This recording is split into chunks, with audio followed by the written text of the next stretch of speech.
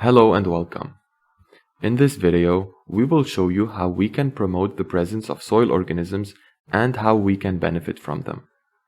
Before we get into the details, I would like you to think about this question. Do you think the cost of keeping your farm fertile is increasing every year? If so, what do you think the main reason for this is? This is in big part due to us humans suppressing soil organisms such as earthworms, disabling them from carrying out their natural functions. It therefore falls to us to replace these natural functions with costly conventional amendments and practices. This video is divided into 3 sections: the role of earthworms in agriculture, the mechanical and chemical disturbances to their habitats, and the soil life-friendly actions that we can implement to re-promote their presence. Let's get started. Soil is a mixture of living organisms, organic matter, minerals, water, and air. Soil life ranges in size from invisible to the naked eye organisms to centimeters and meters long earthworms and mammals. In this video, we will focus on earthworms, which play a very important role in soils. There are different species of worms, and diverse communities can be found in the soil. We classify them into 3 categories that occupy different layers and behave differently. The first kind of earthworms live in and mix the top centimeters of the soil. They feed on and incorporate organic matter left at the surface. Examples of these worms are the redworms, also called red wigglers or manure worms. These species are normally used in vermicomposting around the world. The second kind of earthworms live in and mix deeper layers in the soil without coming to the surface. These worms feed mainly on soil and tend to concentrate fertile soil around the roots of the plants. The third kind of earthworms can live in deeper layers of the soil and make vertical burrows, dragging leaves and organic matter that you leave on the soil surface to deeper layers and improving the soil's aeration, making a better seedbed. These are just some of the functions that earthworms have in the soil. But can you already see how they can replace conventional amendments? If you are interested in knowing how many earthworms are living in your land, here is a simple technique. Mark a 20 centimeter square on your land. In the center of the square, gently insert your garden fork to avoid damaging earthworms. Then, shake the fork. Earthworms will start burrowing to the surface, thinking that a mole or another predator is digging in the soil. Pick up the worms that come out of your marked square and place them in a bucket, counting them one by one. Also, take note of the diversity of worm species while you do this.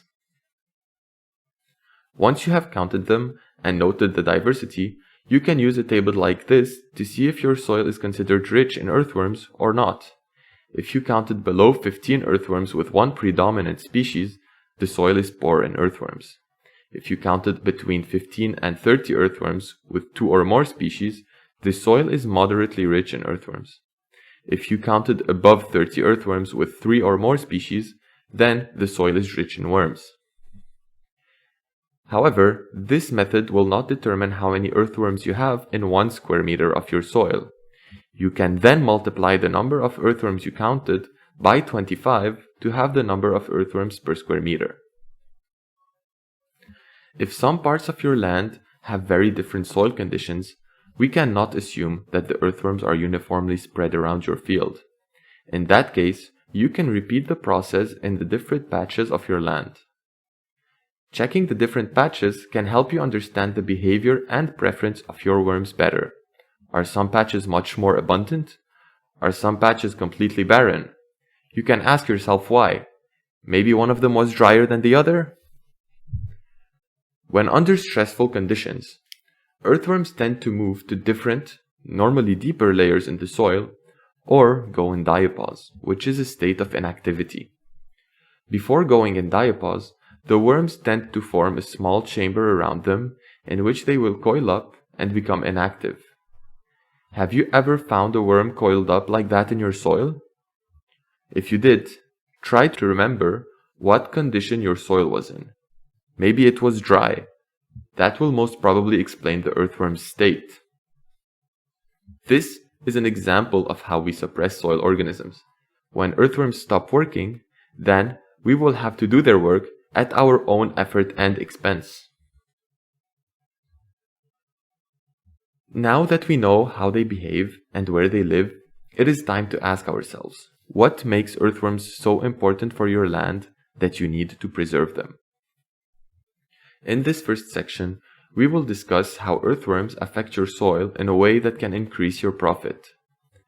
Let's start with watering and irrigation. Earthworms can increase the organic matter content, which increases the soil's capacity to retain and hold on to water. And by forming vertical burrows, they can increase the soil's aeration and drainage, with the burrows acting as channels for air and water deep into the soil. Let's look at an example of this. If your soil gets flooded, whether by over-irrigation or because of heavy precipitation, this can have severe effects on agriculture, such as surface runoff, which leads to soil erosion. Does this happen in your land? If it does, earthworms can help prevent this. These vertical burrows can increase drainage, which decreases flooding and thereby decreases soil erosion. This additionally raises the water table and increases the water holding capacity and water recharge capacity of the soil. This also increases the soil's resilience to drought by acting as a buffer of stored water in your soil. In your field, did you know that when you add manure, you are adding organic nitrogen and phosphorus that is not yet available for plants to uptake? It is actually soil organisms that transform this organic nitrogen and phosphorus into available inorganic nitrogen and phosphorus for plants to uptake. This process that transforms inaccessible organic N and P to available inorganic N and P is called decomposition and is the direct result of the organisms living in your soil called decomposers. Let's look at the multiple pathways through which earthworms enhance nutrient uptake by plants. To better depict this, earthworms mix the soil and fragment and incorporate organic matter in it. While doing so, they purposefully feed on nitrogen and phosphorus-rich soil, concentrating large quantities of organic matter, clay, and nutrients in fresh cast depositions. The conditions in earthworms' cast are optimal for other decomposers to do their job. This means that earthworms not only incorporate organic matter in the soil, but they also accelerate decomposition to increase the nitrogen and phosphorus uptake by plants. Earthworms can, just like lime, increase the soil's pH or alkalinity and trigger other chemical reactions in the soil, which increase the amount of available nitrogen and phosphorus for plants to uptake. Looking at how they affect soil structure, drainage, turnover, and nutrient uptake by plants, can you see how they can replace some practices that we carry out, such as tillage and intensive use of chemical fertilizer? Or how they can increase the efficiency of other practices, such as irrigation through drainage? Think about the financial implications behind this. Earthworms do all of this and perform these functions for free, so keeping them around and keeping them happy can reduce your operating costs. Going into the second section of this video, it might be difficult to grasp the fact that we are suppressing earthworms and other soil organisms without even seeing them. This begs the question, how are we affecting soil life with our activities? The conditions in polluted or intensively managed soils are not optimal for earthworms to live in and function, so they often do not contain any worms. This means that when you find healthy earthworms in a plot of your land, it normally is in good health or quality. In fact, earthworms are generally considered to be a reliable bioindicator for healthy soils. A common mistake in agriculture is thinking that it is always necessary to plow and till the field. This misunderstanding has been hurting our lands more than we think. Both these practices break up your soil, making it cloddy and dry, and disturb soil organisms' habitats. This might physically damage earthworms and force them to migrate to deeper layers of the soil or go in diapause, which is the state of inactivity we previously mentioned. Have you ever found dead earthworms or earthworm remains on your land? Try to remember if it was within a day or two from tilling your field, because this very well might have been the reason behind its death. Another practice that hurts our lands is harvesting without covering the soil. Because if we don't have mulch or another kind of cover on the soil, our soils will become drier and worms will be exposed to predation, and we will be taking away one of their food sources. Leaving a cover to prevent this has a lot of positive effects on soils, which we will discuss in the third section of this presentation. We tend to think that more of a good thing is always better. More water, more nutrients. But that is a big and damaging misconception. In the case of water, flooding by excessive irrigation or precipitation forces earthworms to move to the soil surface because of the lack of oxygen, where they will be exposed to the sun, where they can dry out, and they will also be exposed to predation. Agricultural practices involving chemicals can have a severe impact on earthworms. The most common ones are intensive use of chemical fertilizers and contact pesticides. When you apply strong contact pesticides, it will interfere with earthworm fecundity, or their reproduction, drastically reduce their activity and their body weight, making them inactive and killing them in certain cases. When a lot of chemical fertilizer is added, you can increase the soil's salinity, which creates adverse conditions for earthworms to live in. It can also alter pH and make the soil more acidic, decreasing the worm's activity and, in extreme cases, killing them. You might be wondering at this stage, won't my yield decrease if I don't use these pesticides and fertilizers? And this is a very valid question with a complex answer. Yes, at least initially, you might harvest a bit less than usual, but remember, your costs are also lower without these chemicals, and as the life and earthworm populations in your field grow and thrive over time, you will definitely see your yields increasing again. Knowing the effect of the previously mentioned amendments, it may seem like we are running out of options to prepare lands for cultivation. But that is not the case. The question that remains is, what are the soil life friendly actions that we should implement to achieve sustainability as well as productivity while managing our lands? One thing is sure, we need to start considering our soil life. If you are interested in having more earthworms in your soil, you will have to promote their presence by creating good conditions for them, such as soil temperature ranging from 15 to 20 degrees Celsius, a soil moisture ranging from 60 to 70%, and a soil pH ranging from 5 to 8. Now, to go into details of some of these actions. Having a no-till system will help you avoid drying your soil and disrupting the habitat of organisms living in it. But in the presence of a hard-to-control weed, an occasional light tillage can be beneficial for earthworms because it can also loosen the soil. In this case, lightly till your soil and form ridges, leaving mulch residue to conserve the moisture and improve the quality of your soil. If you happen to run into soil acidity problems, such as reaching a soil pH below 5, which is common for soils that have been fertilized with chemical fertilizers for a long time, lime application can be very useful to increase its alkalinity at least to a pH ranging from 5 to 8. An alternative to the application of chemical fertilizers is the application of organic fertilizers, such as cow manure, compost, and biofertilizers. This switch will not only keep your soil fertile, but it will also increase the number of living organisms in your soil and the organic matter content, which will in turn increase the soil's water holding capacity. Did you realize that in regenerative farming, your practices complement each other? Finding synergies is key. Compare this to conventional practices, where you constantly need to compensate for the negative side effects of your practices, such as tilling, drying your soil, and forcing more intense irrigation. One of the best things we can do is having a soil cover. Keeping half of your soil surface covered by cover crops, especially during hot and dry months, can be very useful for earthworms.